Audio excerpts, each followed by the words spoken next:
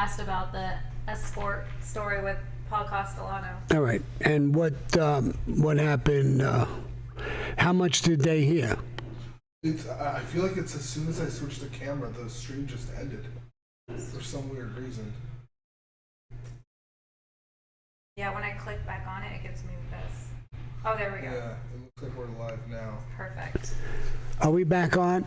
Yeah, but maybe just talk a little bit to wait for people to come in. Mm-hmm. All right, I'm going to talk a little bit, wait for people to come back. A lot of you guys were there. I started talking, telling the story, and I was cut off. I don't know what happened. Again, I'm not a tech guy. So now we're back up, and Welcome to Monday, Sammy. welcome to Monday, Sammy. Anna's telling me, and yes, all you guys, welcome to Monday. Listen, I got a little time before they tell me to keep going. I want to make sure that we are staying on. Listen, a lot of you guys, you heard my story. If you didn't hear my story with Frankie the Chico, it's on YouTube. It's doing very, very well. 330,000 views already, and 700 and something comments, and it went over pretty good. It's one of the old stories. And I would, appreciate, there's a lot of things you're telling me about different things that you'd like to hear. The story about the Iceman. Now, I've come to a conclusion. They told me, don't do it. It's going to be in your podcast. It's going to be here. It's going to be there. I'm going to do it. So on my podcast hour thing, I did this story with Frankie the Chico, and my next story that I come out with is going to be about the Iceman and stuff like that. I'm going to talk about it. It's a very lengthy story. It'll probably be in 2 parts, maybe even 3 parts. It's a long story. Number one. Number two, if you like it, press like. But listen, please press subscribe. We're at 543,000. I really want to get to 1 million.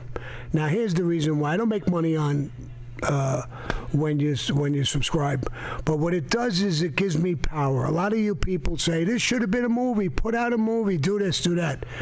What's going to give me the strength to put out a movie, I break balls with that all the time. But when I go with them with 1 million rather than for over 500,000, 1 million subscribers, you're giving me a lot of power with them. And we can do this together. You give me the subscribers, and I will push. We can do this together and put out movie after movie after movie, maybe the scripted show, whoever, whatever.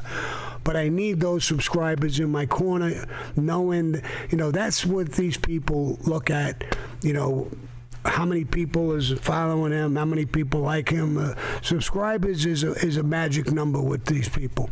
So if you could subscribe, I would really appreciate it, and we could work together and get the movies done and everything else. So press like, subscribe, and so I started this thing a little while ago, and it went off. Now, where did I leave off? Or should I start from the beginning? It was a super chat question from Cornelius Pryor, and he was dying to know about the hilarious story with the escort in Florida with Paul Castellano. So they want to know that story with me and Paul Castellano and escort and whatever. So I'll tell that story today. I think it's a good story. I mean, it's a little crazy, but I'll tell that story. But can I start right from the beginning, or though they already heard the beginning? Start from the very top, Sam. Okay, I'll start from the beginning. Here's what happened. I was telling this that you guys know that I've been running around for Castellano, working unions and meetings and stuff and whatever. And one day I found out that he went on the lam. He was missing. Him and Tommy Bellotti.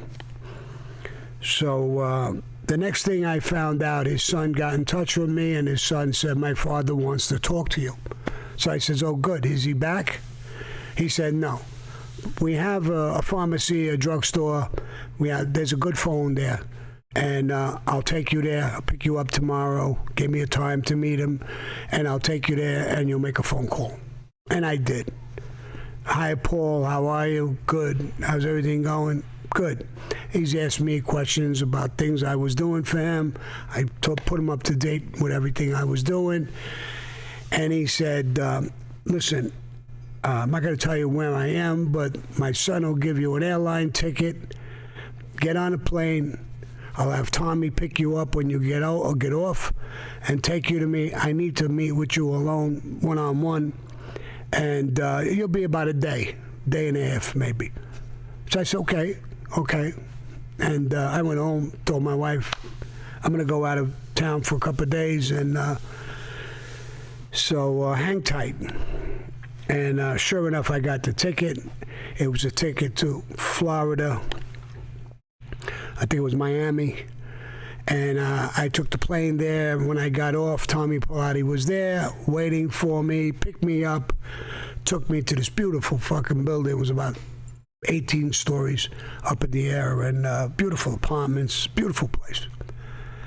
And so I went in and talked with Paul for a little while, hung out, and then he was going to go to sleep early. He's an older man, so... And we had adjoining rooms with a door. You know, you open the door. He's got his bedroom. In the bedroom we were in, there was 2 beds, one for me, one for Tommy. So he went to bed, and I was talking with Tommy a little while, and then I said, why don't we go out and have a drink or something? And he says, no, we can't do that, Sammy. Come on. I said, why? He said he was with the boss. If something happened to him and we're not here. No. Yeah, you're right. You're right. I didn't even think of that. But yeah, you're right. 100% right. Yeah, we got to stay here. So with that, I turned around and I was walking over to the table in the room and looking at the phone book. He said, what are you looking for? I said, escort service. And he said, here's a place, and he gave me the name of the place. They know us. They'll take care of you. They know who you are. Just tell them your name. And so I said, all right. I called up the place, and I says, how you doing? Guy answered the phone. I said, my name is Sammy. Could I, talk to the man? Hey, Sammy? Is this Sammy the Bull? I said, yeah, it's me. And he introduced himself, and how you doing? Yeah, good. He said, how can I help you? How could you help me? You're an escort service. All right, here's how you could help me, bro. Give me a broad about 23, 24 maybe, long blonde hair, blue eyes, great body, and great in the sack. All right. And hold on. Tommy, do you want one? It was almost like ordering pizza. You want one, bro? He says, yeah, give me a brunette. And he gave me some measurements or whatever the fuck it was. So I was giving him the same conversation. He said, okay, Sammy, well, I'll take care of you and I'll send them up. Okay, thanks. So I hung up, and Tommy said, listen, Sammy, when they come, take your girl and go in the bathroom. Go in the bathroom? And do what? What do you want me to do? He said, no, I mean, I'll be out here and you go in the bathroom. No, I said, fuck no, bro. What do you want me to do? Fuck her in the bathtub? I'm not doing that, bro. If you're that freaky, you go in the bathtub with your girl. I'll stay in the bed. Well, what are you going to do? I'm going to get in bed, get naked, me and her, and I'm going to cover the 2 of us with a blanket. How about that? And we're going to play around under the blanket. So he agreed. I wasn't going in the bathroom, bro. There's a toilet, there's a bathtub. What the fuck am I going to do with a bathtub? So anyway, they came up, and this blonde, she was gorgeous. Both of them were gorgeous, really. And I did what I said I was going to do. We jumped in bed, and Joe, playing a little bit and joking a little bit and tickling me. I'm tickling her. And then we get a little serious, and I cover us up really good. And she's giving me head. And she was great. I mean, fucking spectacular. I mean, this guy here, I wanted to give him a fucking bonus when this was over. She was great. She was so good. An idea came to me that I said to her, listen, there's a guy, is my uncle, in the next room, and there's a door. I want you to go over, knock on the door, and when the door opens up, he's going to be standing there. Go in there with him. Do exactly what you just did to me. But I'm going to tell you something. Don't ask him for money. Don't do anything. I'm going to take care of you. So don't worry about money. Just do what you were doing to me. And remember, if you fuck up and do something stupid, you're not going to leave by the door. Look out the window. Look at the balcony. You're going over the balcony. She says, I know who you are. I know you guys, who you are. Believe me, I'm going to be perfect. Okay, that's all I'm asking. Just do the right thing, and I'm going to take care of you financially, so don't worry about the money. So she's going, and she knocks on the door. And I hear Tommy telling me, his girl, he was done.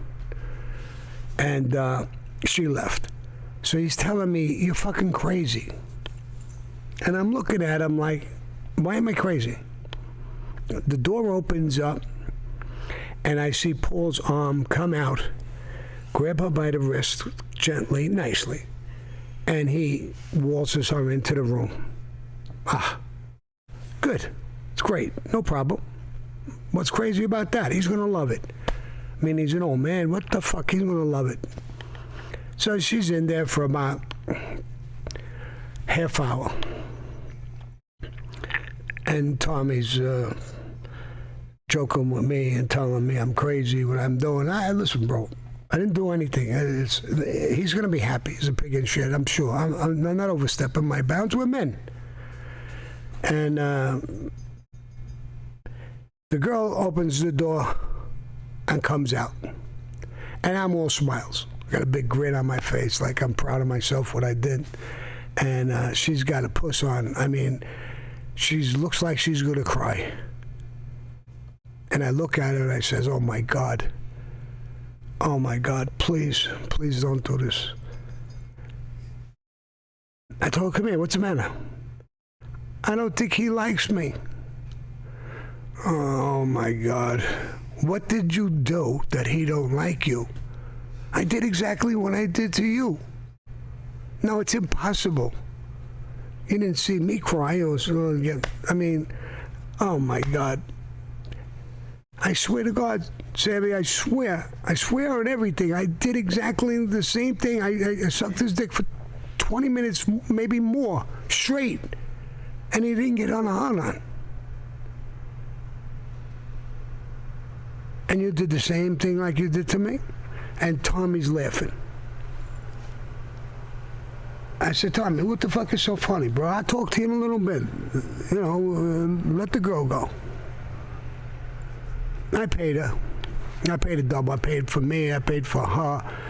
I paid her. I wanted to get rid of my money because I said, I'm in trouble here. Something's fucking wrong. Something happened. I know I'm in trouble. And she left. So Tommy again with this, you're crazy. I said, Tommy, you told me that 10 times already. Why am I crazy, bro? What is your example of crazy? What did I do wrong? How am I crazy? He didn't like her, maybe. No, it's not that. He's a diabetic, and he has ED. He can't get on a hard-on. What? Now you tell me? Why the fuck didn't you tell me before she was knocking on the door? Oh my God! And now I'm sweating. Sweat is pouring down my eyes. I'm going to be the first made guy in the history of the mafia who's going to get killed for getting somebody a blowjob. I don't even think there's a rule about this. But anyway, I was nervous. I couldn't sleep. I'm rolling around. The morning came. I got up, and I'm petrified. I'm thinking, what do I tell him? What do I say? And how do I apologize? I overstepped my bounds, and I did this and I did that. he opens the door and he says, I'll meet you in the hallway. And we went out, and I'm vibrating. I mean, I don't know what to say. I don't know how to start the conversation or what to say. And, you know, I sent him a girl knowing, I didn't know that he can't get on her. I would have never sent her in. But anyway, we go in the hall, and he don't say anything. And he tells us where we're going to go for breakfast. And we're walking down, and I'm trying to be like, you know, Paul, this is a nice place. This is, you know, a great place. It's pretty. I mean, you're going to be here, and I'm trying to just talk. I don't know what to say, and I'm waiting for him to say something. We get to the place and we're eating breakfast, and he's talking about some meetings that are going to happen today and everything, and he's not saying a word about it. So I wanted to say, thinking of what to say, and I wanted to turn around and say, Paul, last night, do you think God sent that woman to your room? How do you think she got there? So, but then I said, I don't want to make a joke out of this. You know, then he's really liable to get mad. You know, the guy never, ever, ever said anything to me about it. Never brought it up. Never said anything. And it was amazing. Then I found out later that he went, and this is way later, for an operation to get a pump. Now, it leads me into another story, and I'm going to tell you that part of the story as well. I'm in Tally's, I'm in the bar, Michael the Bat is there, my guys are there, and this girl comes in, she wants to talk to me, and I know her from the neighborhood. And she sits down, I buy her a drink, and she's like all flustered up. So I said, what's the matter? She said, last night, she said the guy's name, I don't remember it. The guy owned a lumber yard. She says, I was with him last night, and I had sex with him. So I said, yeah, and did he did something wrong? Did he hurt you? No, here's how he hurt me, Sammy. He fucked me for 4 hours straight. I'm so sore I can't even move. 4 hours? Yeah, well, that's a little bit of an exaggeration, but, you know, and I talked to her a little bit, and I said, don't worry. I mean, he didn't do anything wrong, right? No. So, no big deal. I mean, no. But she left. I grabbed Michael the Bat. I said, you know, so-and-so with the lumber yard, yeah. Tell him I want to see him. Tell him, bring him down here. All right. He comes down, and he comes to the bar. I buy him a drink. And I said, bro, you were with so-and-so last night? Yeah. You had sex with her? Yeah. You didn't force her or anything? No, I didn't do that. I didn't do anything, sir. I swear to God. No, relax. I didn't. Here's the thing. I heard that you banged her for a long time. Yeah, I did. For hours? 3-4 hours. What? 4 hours? How the fuck did you do that, bro? Well, then I cut him off and I said, did you orgasm? Did you come? Yeah, I came 3 different times. What? You banged her. You came and you kept the heart on. Yeah. And you kept banging her. Yeah. And then a while later you came again? Yeah. And you kept going, and then you came the third time? Yeah. And you kept going? Yeah. That's impossible. How the fuck did you do that, bro? How did you do that? He says, I have the pump. What pump? He said, Sammy, I can't get on a hot-on. So I went for an operation, I got a pump. When you get on a hard-on, your blood goes into your penis. And it gets hot. So now I have a bag installed in me with a button. I press the button, and water goes into your penis instead of blood, you get a hard-on. And it don't go down until you press it again and you release the water. Get the fuck out of here. They make things like that. Yeah. Come in the bathroom with me. Why, Sammy, why? I want to see it. You want me to take my pants down? I seen guys, I was in jail, I seen guys in the army. I know what a dick looks like. Let me see your fucking dick. Let me see this thing happen. Press the button. I want to see it. He comes in the bathroom, he hits this button. Boom. Straight up. And it just stays like that. Yeah, unless I release it. Release it. He presses the button and boop, right down. Wow. I said, you still have this doctor's name and address and everything like that? He says, why, you have a problem? No. No, but I can't go for fucking 4 hours. I can't go for 2 hours. So, sounds like something. I mean, give me his number. So, and he left. And then I knew and found out the Paul Castellano thing, and I knew he had the pump as well. And so that's the Castellano story and the thing with the pump. So you who asked me that question, what's his name again? Cornelius. Cornelius.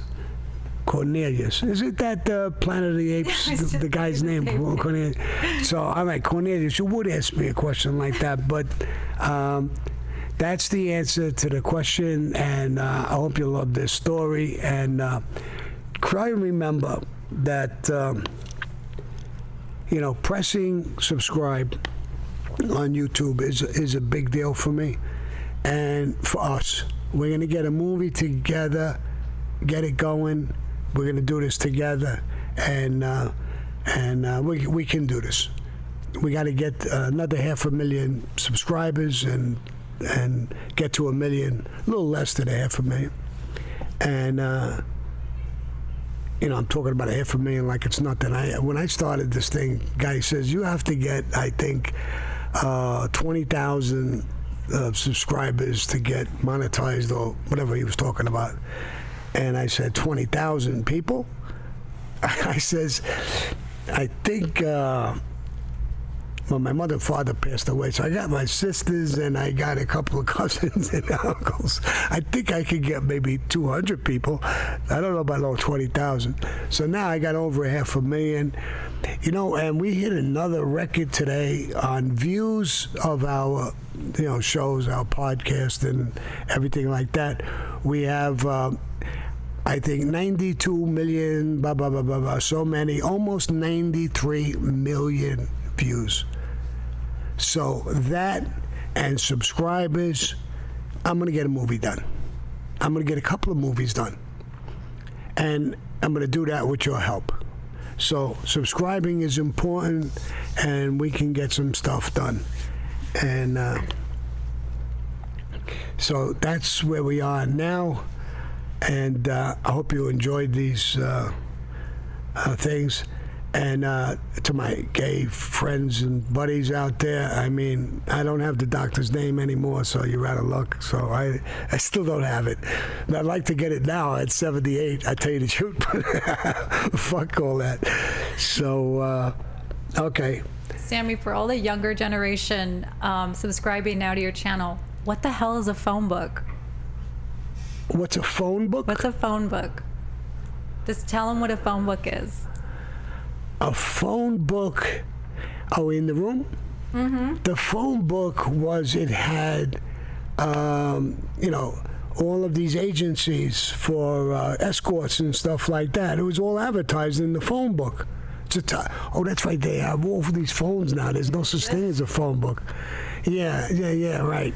Now, when I was around, they didn't have these phones. So you had a regular phone.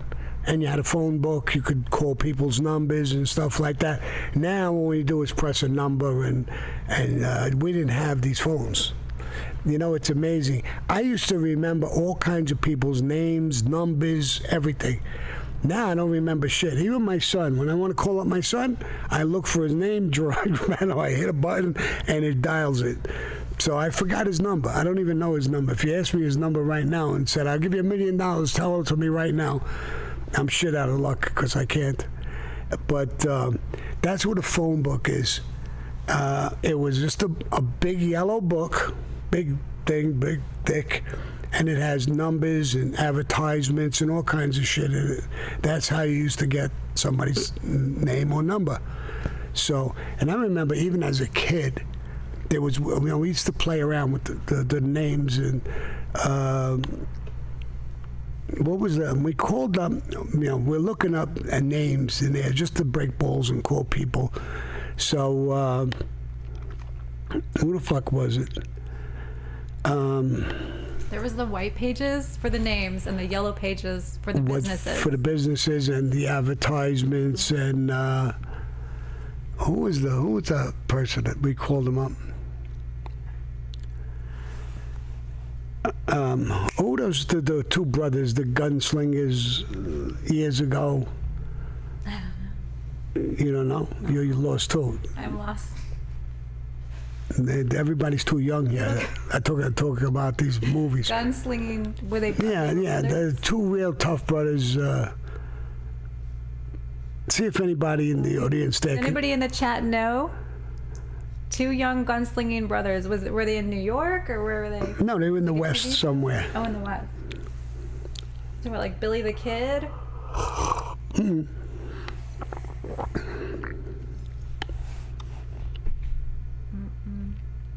Oh, Jesse James and his brother. There you go. Right. So we got the phone book. It was Jesse James and his brother. And we got a guy in there, and his name was, I think, Hank. Jesse and Frank, thank you in the super chat. Thank you. Frank James. So that we call up, there was a name in there, Frank James. So we see the name. At 3 o'clock in the morning, we called his house. And the guy, you could hear him, well, hello, who's this? Hey, Frank, is this Frank James? Yeah. And this is Jesse. Get on your horse. We'll meet you in a few minutes. And hang up on him. This poor bastard, God knows he changed his number. So we couldn't tease him. But we used to tease him all the time. We used to do that with the book. We used to call all kinds of, anybody who had like a weird name, we used to call them up and break chops and stuff and have goof on them and stuff. Now you don't have that. You don't have that phone book anymore. There's no books. They don't have even advertisements and shit like that. It just, all you do is you call the what's her name there? Hey, Say Siri for your audience. Just what? Call your Siri, Sammy. Hey Hey Siri. What's her name? Siri, right? Siri. In the office, we hear Sammy in the other room, and he's like, "Hey, sorry." I have trouble with her all the time. And then I call every once in a while. I'll call her a bitch. Okay, I'm not answering that. I'm gonna hang up on you. I thought it's a recording. How did she know I called her a bitch? So. Especially when you're driving. Yeah. I have fun with her. So I talked to her. My ex-wife, I'm in the car. We're gonna go to. She said, "You can't talk. It's a computer, stupid. You can't talk to it." No. Listen, watch. I'll answer. I'm with my dumb wife. Answer her, Siri. Oh, God bless. Yeah. Sammy, we have a really good question from Evardis in your super chat. Hi, Sammy. Remembering Johnny Key's contract, have you ever met that guy again who gave you the shoulder and pushed you around as you were going into the meeting with Johnny Keys? Also, do you know what happened to his crew after? Well, his crew, from what I was told, broke up. They lost the war. It was over, and some of them took off and ran, and they broke up, and they lost. That was the war. Was him, and they were just around him. Most of them probably weren't made guys or anything like that. He had a lot of young guys. That guy who knocked the wind out of me a little bit, no, I ain't never saw him. He would have been on my list on there somewhere if I would have saw him again. You know what I mean? I give you my word. But would you have recognized him? Yeah. Yeah. He stuck his elbow into my side over here. I'm about 4 inches in. I tell you. But no, I never saw him again. I never went back.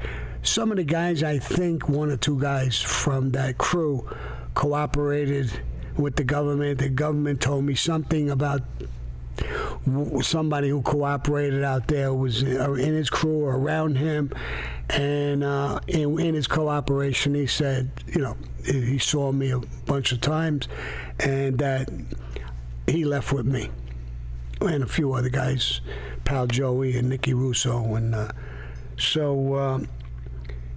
story was very verified with the government, with the state, with witnesses now. So, no, but I never saw him again. Nice. Thank you, Sammy. JB Weld in the super chat with a very generous envelope. Sammy, if I was a new guy to your crew, what would be some things you would do to fill me out? Would you give me tests? Would you test me, like maybe loyalty, or if he would go do a contract, or? No, you wouldn't do a contract right away. I mean, I don't do that. And first of all, I don't just meet somebody and put them in my crew. Most people I know for a very long time, and that's in most of the life, that's what it is. You don't just come around and get made. In other words, they knew me as a kid growing up. It took many, many years before, when I was a kid, get thrown out of schools, in fights, get arrested, get beatings from the cops, stood up. So they know all those things about you. I'll give you an example. There was a guy, Joey Senna, was around me. We grew up. He was with the Rampers. Tough guy, a good friend of mine. And he went to prison, him and his brother, for drugs. And I think he got a 15-year sentence. He did about 12, something like that on it. Now, when he came out, I was already a heavyweight. I was not only made, I was pretty heavy in the mafia. And somebody called me and said, Sammy, there's a guy who wants to talk to you here, a guy named Joey said, and I was in the back playing cards. So I says, all right, here, somebody take my hand. I know the guy for a lot of years. I went out, I talked to him. I knew he was gone for about 12 years. I got somebody to go in the back, get me a bundle of money. I think, for my memory, I think about $4,000 or $5,000, whatever it was, a nice stack of money. And I said, here, Joey, put this in your pocket. I know you just got home. I know things are rough when people get home. Put this in your pocket. Get on your feet. This, that. He says, Sammy, I've heard so many good things about you. He says, we grew up together, and, I would love to be part of your crew. And I said, yeah, a lot of things happen, Joe. And I got a great crew. And I heard a lot of things about you in prison. I heard you were a good man in prison, nothing like that, but I heard you took drugs a lot. That true? He looked down a little bit. Yeah, I did. Yeah. The problem is, Joe, I don't know you for 12 years. I don't know if right now if you're wired and you're informed. I'm not saying you are, but I don't know. And if I take you in, these guys who are around me and been around me and did things with me, I would be jeopardizing all of them. Now, I think the world of you. I know your mom. Give her my regards. I've seen her a bunch of times when you were away. I took care of her a couple of times, as you must know. And give her my regards. Keep your nose clean. Stay away from drugs. And I'll hear about you. If maybe 6-8 months, a year from now, maybe we could talk again about being with my crew. So you just can't come into my crew. I won't allow it. Because if I make a mistake for old time's sake or something, and I make the wrong move, I burn my whole crew. I'm the boss. I got to protect them. They protect me from a lot of things. And they're with me when I do work. I love them. And I have to protect them as well. It's a two-way street. Love isn't one way. It's a two-way street. You love each other. You respect each other. You protect each other. So that's my job, and I like the guy, and it hurt me to say what I said, but I told him the truth, and he understood. He smiled, he hugged me, gave me a kiss, and he really never came around. He did develop a drug problem in prison, and in the street he went back to it. So he never came around again. I heard of him. Did a couple of robberies. I think he went back to prison, but he was doing drugs. So I don't just take a guy off the street or a guy I don't know his history. I want to know everything about you. If you're going to come into my circle, into that kind of circle, I deal with a lot of guys who are associates that aren't on the same level as these guys, but business guys and whatever. But in my inner circle, I have to know everything about you. I want to know who your mother is. I want to know who your father is. I want to know who your brother or sisters are. I want to know who your wife is. I want to know who your kids are. I want to know what you did. Where did you go to school? Where did you go when you were arrested? What prison? With who? I want to know everything about you. Tato had told me when I was transferred from the Colombo family over to the Gambino family, he told me the same thing. He said, we talked for you, we vouched, and we put you with us. I'm going to know everything about you. Everything. I already know a lot about you, Sammy, and I totally respect it, but I'm going to know everything. If you get laid, I want to know about it. You tell me before you go. If you're going to go on a score, I want to know about it. If you're mad at somebody, I want to know about it. If you want to kill somebody, I want to know about it. I better not find out anything you do that without my knowledge. And that's Cosa Nostra. I wasn't mad at him. I listened to it 100%. He told me when I got there the first day where his club was. I already knew, but I took him to his club. And he says, you got a girlfriend? No. I date, yeah. Good. I want you here every day. If you have a job, quit. I want you here with me every fucking day. No excuses. I don't want to hear excuses. And I was there every day. I sat with him. I sat with him in the backyard. I played cards with him. I talked with him. I walked with him. I was arm in arm. He became like my father. In Cosa Nostra, he was the one who proposed me to become a made member. So he became my godfather. The boss of the family, Paul Castellano, was my father. He's the father of the family. Tato became my godfather. So all of these loyalties mean something. Keep us tight, keep us alive, keep us away from prison or out of prison. So, I don't just bring somebody in. I could deal with people, but if you told me you wanted to hurt somebody, you wanted to do something, and I don't know you that way, no, I ain't doing it, bro. I'm not going to give you an okay. I'm not going to do it. No. And, there was a guy, Donnie Brasco. He was an undercover FBI agent and hung out with the mob. And I never understood how close they got with him because he was bringing in money, diamonds, scores, all kinds of things. So you never asked the guy, where'd you go to school? Who'd you go to school with? Did you get thrown out of school? Did you graduate?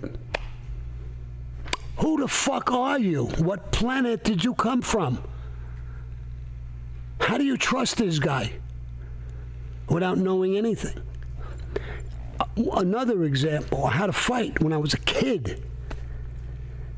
The wise guy's over my bike. What's the story? No, it's the Jerry Gravano's son, Sammy, his name is. He's like a little fucking bull. Did you see him fighting? I got the name. You see, they knew my father. They knew my mother. They were legitimate people. It's not that they wanted to know that they were crooks. No. But they knew who they were. They were good people, honest people, working people. They knew my sisters. They knew everything about me. They knew the schools I went to. They knew the trouble I got into. They knew I was dyslexic. You don't just come into this life, and it's happened undercover where things happen. Now, there's people who cooperate. You can't put your finger on that. It's hard. And people cooperate for different reasons. A lot of times, some guys are betrayed. I heard a guy talking about, you don't cooperate no matter what. Fuck you. When you're betrayed, you don't even know what he's talking about. When you're betrayed and the whole life is betraying you, sometimes you just ain't got to know. You got to be a fucking idiot to go the other route and go away, to be honest with you. Joe Messina. I've been talking with a guy, Dom, Big Dom, from the Gravano family. And he cooperated. Tough bastard. Good guy. I'm pretty friendly with him. His boss, Joe Messina, was the boss of the family, cooperated. Sal Vitale, the underboss, he cooperated. A whole bunch of captains cooperated. Why the fuck should he go? You want to call him a rat? Why the fuck should he go to prison? Everybody cooperated. So he's got to go. I don't know about that. But anyway, and I've heard another fucking guy talking like he knows what he's talking about, what the life is, what it's not, and what you're supposed to do. Get the fuck out. This guy became a brain surgeon now when he's talking. He even talks about John Gotti. What John Gotti really thought. Oh, now you're a fucking psychologist or psychiatrist, a mind reader. You know what he really thought. Fucking joke. But you hear these fucking stories going on, and it is a joke. You know, everyone has a different story. I told a story about Fat Cat Nichols, a black guy. I mean, the guy stood up, then he cooperated. Everything in the world was done to the guy. I mean, I don't know how anybody could go through what he went through and not cooperate. I mean, so, you know, each one has a story. I was with a guy who got sentenced to 3 years in prison. He was crying. I thought he got sentenced to 30 years. So I said, bro, you'll be all right. I mean, you know, you've got appeals and this and that. No, he's crying. He says, I didn't get 30 years. I got 3 years. 3 years.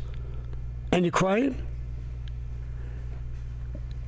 I said, if you didn't cooperate, you probably would have been doing less time. What the fuck are you going to prison for?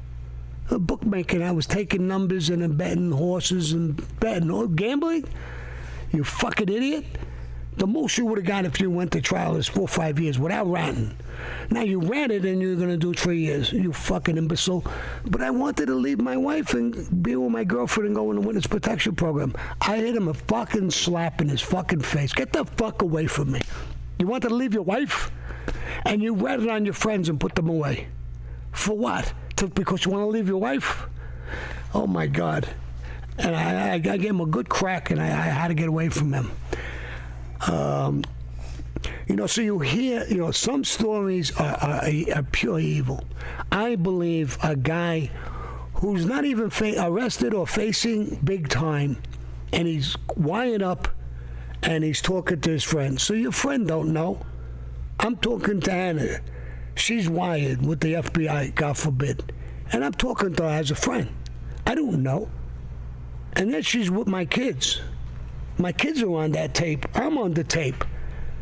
You fucking lowlife. You want to shoot me? Do something if you hate me. Why would you do that? So that kind of a cooperator, a confidential informant, that turns my fucking stomach.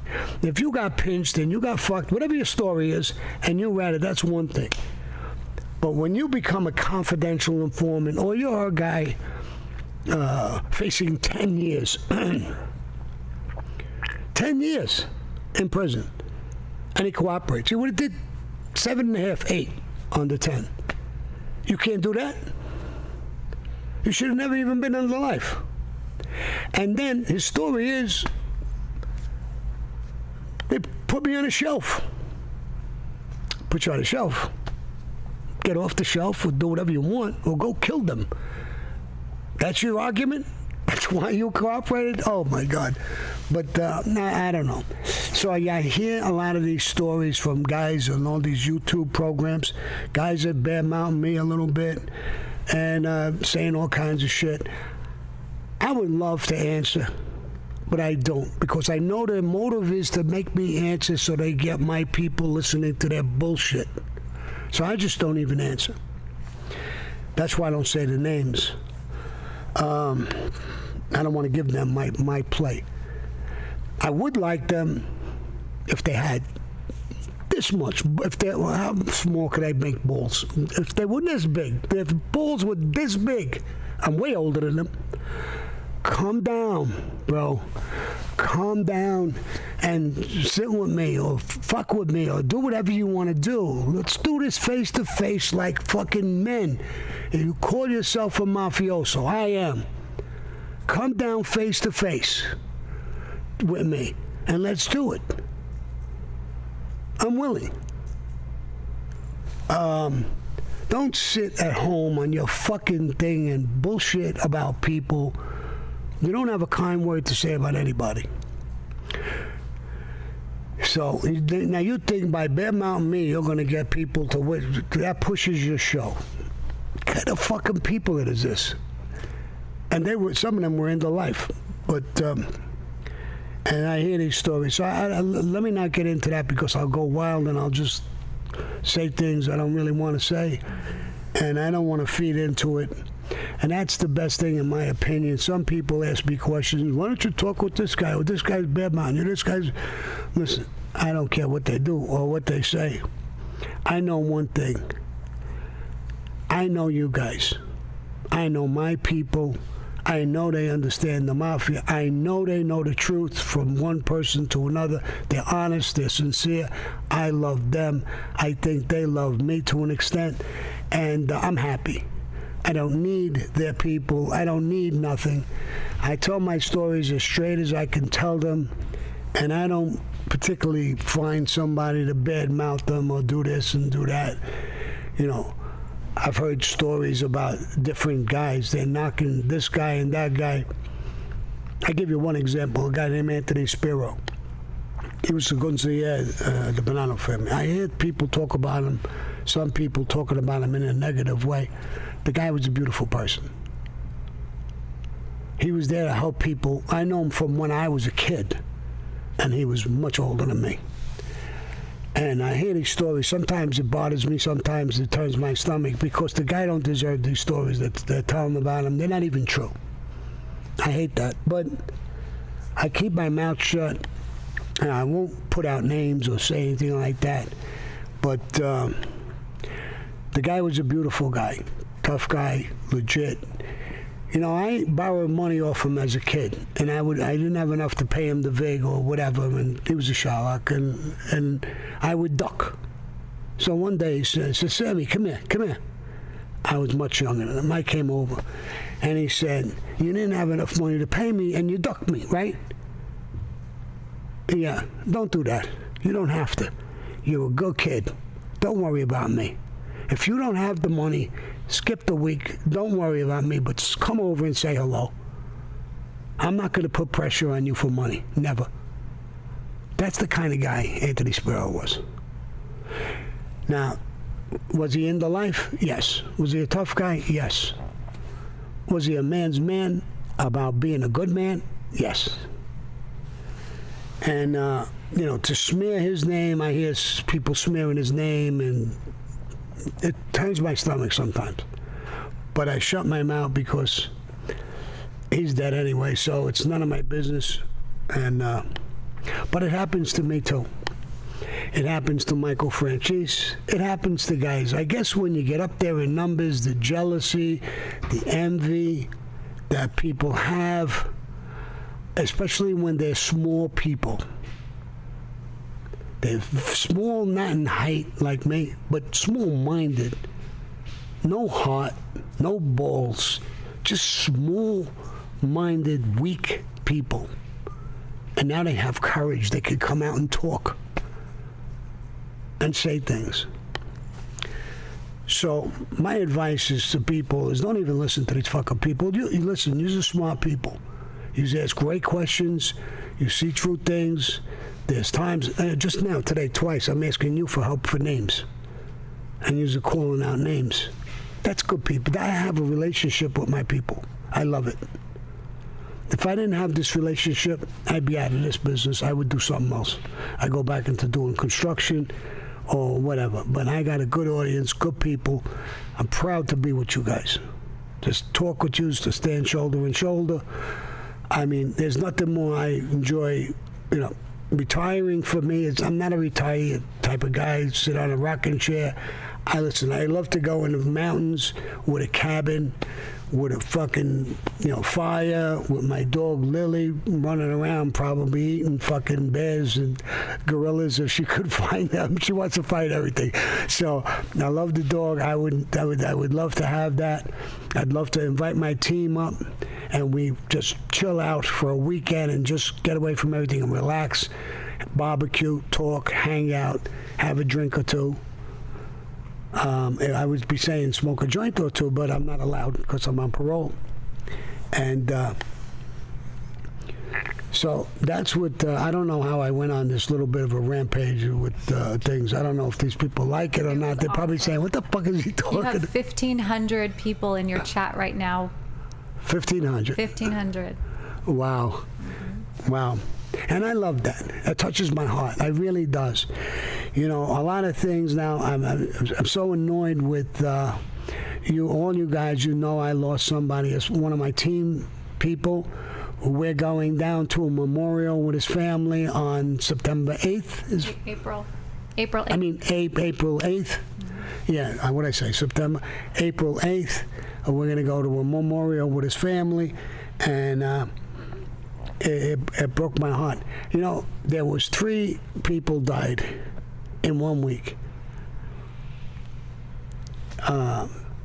Gage, who was working with me and for me, a friend of mine in the street, his grandson, 29 years old, Gage was 27, and a guy over here who I knew when I first came out, he was helping me out. And he got very depressed in his life. I think he's 58 years old. Richie told me, I think he's 58 years old. He's killed himself. Committed suicide. The fucking economy and everything crippled his business, crippled him, family problems, and he killed himself. 58 years old. Good guy, great guy. Gave me a lot of help, support when I first got here and started with Richie. He was Richie's friend. And Richie's my bro. He's next door. My studio, my other studio that you see me in with the fireplace, and that's it. That was the first studio. We built it together, me and Richie. I designed it, looking at some pictures and stuff. We went to a guy out here who builds studios. We talked with him.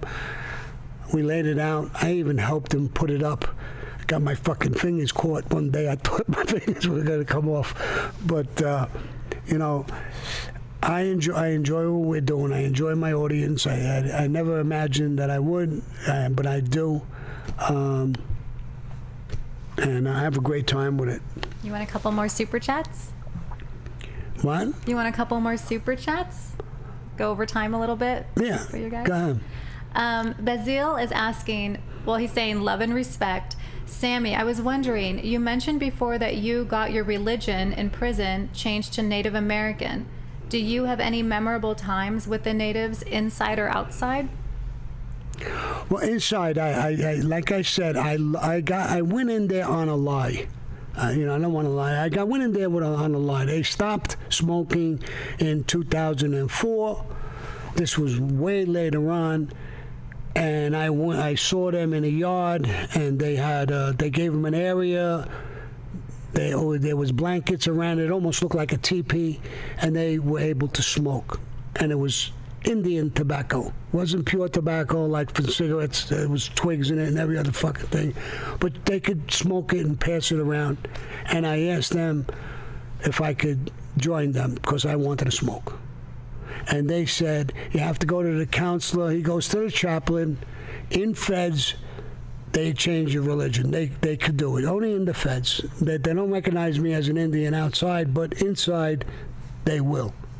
So I asked the counselor, I asked the chaplain, he asked the Indians and the guys who were in it. They weren't all Indians. One was a black guy, one was a Mexican guy, and there was a few Indians. So they allowed it, and I became an Indian. And I went in there. And then I was like, not only passing the pipe and smoking, we were stealing a little bit to take it back so I could roll it with the tissue paper that's around the toilet paper. And then at night, we stick a wire in the plug. The toilet paper catches on fire, light it up. The guard passed you already. Sit down and smoke a cigarette. It sounds crazy, but it was something to do. But I got to respect their religious beliefs. And when I would pass the pipe, they said, no. You take the pipe in your left hand. When you pass it in front of your heart to give to your friend, to the next guy. So you're giving it from your heart. This is from your heart. And then you pray, each guy. You don't pray for yourself.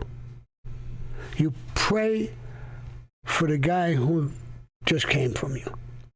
So let's say it was Anna was in prison, I would say, oh, dear grandfather, they believe in grandfather. Dear grandfather, I pray for Anna. She has a kid. Kid's not well. The kid gets better. I hope Anna gets parole very shortly, and when she gets out, she changes her life, and blah, blah, blah, blah, blah, blah, blah, blah. And it's a beautiful thing. So each guy prays for the person who's around, and you pass the pipe in front of your heart. I got to respect it. I enjoyed it. And one thing I had said, and it still stuck with me, for that 20-minute, half-hour ceremony, I wasn't in prison. I was in that. We were smoking. We were burning stuff in a shell, making smoke. Sometimes music in the background. Somebody with the drum, boom, boom, boom, boom. I wasn't in prison. Where I got fucked up is the holidays. I couldn't eat Christmas, the lasagna or whatever they were eating. I was an Indian, so I had to wait to eat buffalo and the other stuff that they eat. But I always managed to swindle some. One of my friends would say, Sammy, you could take some of mine. And so I always managed to get something. But the first time I went, the first holiday, I got online like a little puppy, right? I want my lasagna, I want my Christmas meal. Oh, no, you have to get offline. Why? What do you mean? I have to get offline. I didn't eat yet. No, you're an Indian. They don't celebrate Christmas. But I celebrated anyway. Nice. Thank you, Sammy. Really D in the super chat. Mr. Gravano, you seem to be a very grateful individual. You are very good at surrounding yourself with great people, and you seem very grateful. And I mean, do you ever listen to yourself? And why don't you run for president? Kind of as a run-on sentence there. Why don't you run for president, Gravano 2024? Yeah, because I'm a convicted felon. But do you want to know from what I see? And here I go again. From what I see, I'm his age, maybe a little younger, a year younger or something. If he could be the president, I could be the president. And I'll tell you another thing. I'll be 10 times better, and I'll tell you why. I really give a fuck about people. Greed is at a certain point. Everybody wants to make money. Everybody wants to be comfortable. Everybody wants to help their family. When you hit that fucking point, that's enough. Remember that saying. We feed pigs. We slaughter hogs. When you're a hog, you should be slaughtered, not fed more. So, I mean, when you're up on top, you made it to the top, you probably got a ton of money. Your job is being the father of the country, not of your personal family anymore. You're the father of the country. every men and women, every race, every nationality, people you love, people you like, people you dislike, even people you hate. They're all your kids. They think different and they act different. Sometimes I'm mad at my son. I don't want to hurt him. I don't hate him. I'm not happy with him at times, or my daughter, or anybody else. But I might not be happy with certain people, but I don't hate them because they're my family. That's what the country would be to me. Joe Bonanno, the boss of the Bonanno family, said that in his book. This country doesn't need a president. This country needs a father, not a father of the family, a father of the country, who thinks of the people in this country as his kids, his family. And then we would be all right. There's a lot of smart people you could put around you. You don't have to be a genius to be a president. There's a lot of smart people. Look, I can't do a lot of things. I don't know tech from a hole in the world. This team sitting around me, these people that you know, and Melissa was away right now. Matter of fact, her grandmother passed away, and she's in Poland. They're great people. They're smart. That's all I need. I don't have to be smart. I don't have to know tech. But you have to have common sense to run the ship. You have to be the captain, the boss, the father. If you have that ability, then all the brains and everything, you could bring that around you real easy. So I think anybody could be a president. All he's got to do is get the right people. So... Real one in the super chat. Just wanted to give you a weekly envelope and say you are amazing. I thank you so much. And you are amazing. You know, like I said, you know, it goes two ways. You know, when people love, they got to love both ways. When one person loves and not the other, then it becomes greedy. It's not real love. I'm starting to feel real love. I'm not starting, it's been a while that I feel real love with a lot of you people. I talk to you about your problems.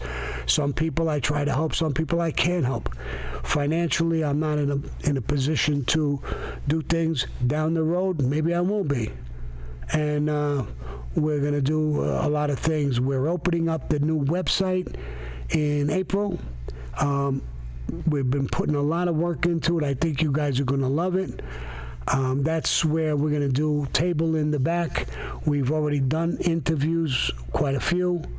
We'll be advertising about them coming out. Being a member on it, I'm not sure what the number is. I believe it's going to be $4.99 a month. Some people wanted $5.99. I wanted $4.99. But we'll see. I think it's going to. What I want is $4.99 a month. So. And there's going to be a lot of content. We're going to make little movies. We're going to make a movie about the cartel. And this movie, I'm not making it with Hollywood. I'm making this one myself. We're going to make it ourselves. And we're going to put it out there. And I think we'll do a good job. We learned a lot. And I've learned a lot since I've been in this business. I think I could do it. And we'll see. And I can't wait to put it out. It'll be on our website. I'm even working on a lot of things. I got some history, some books.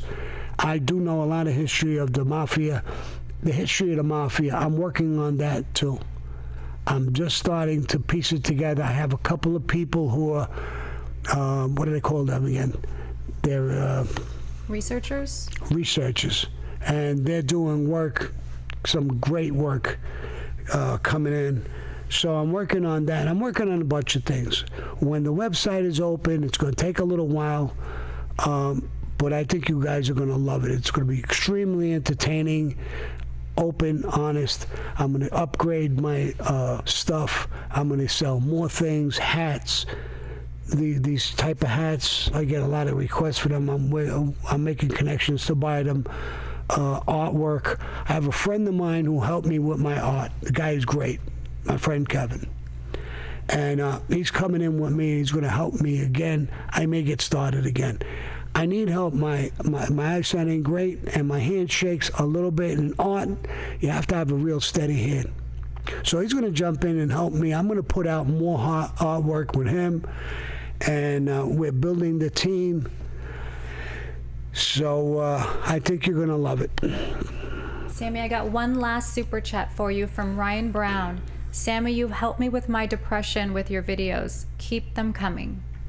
Well, I'm glad I helped you with your depression, and I'm going to be honest with you, Ryan. You have no idea how you and so many people, what you just said just now, and so many other people, how you guys helped me. You know, it's been a long time I cooperated, and I hear this, you rat, you this, you that, all kinds of shit, bad stories like I was talking about before, but they're nothing to me.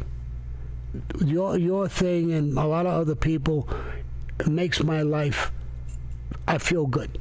I feel like a man, a human being, and I'm glad I made this move because I have people like you by the dozens and dozens and dozens, if not hundreds or thousands of them, and I enjoy it. I enjoy you. I love you. I love your family, and I wish nothing but the best for people. That's a great way to have your day. Is love. Live with love, not hate. It's easy to live with hate. Bitter. Live with love. That's even better. We are a little over time, Sammy. Anything else you want to tell your viewers? Yeah, I would. What? Just drop a like. Tell them to drop a like. All the YouTubey things. Like, subscribe. Like, subscribe. They're telling me to tell you, and I told you how important that is. Like, especially subscribe. It's super important. And one more thing I want to tell you is adios, motherfucker.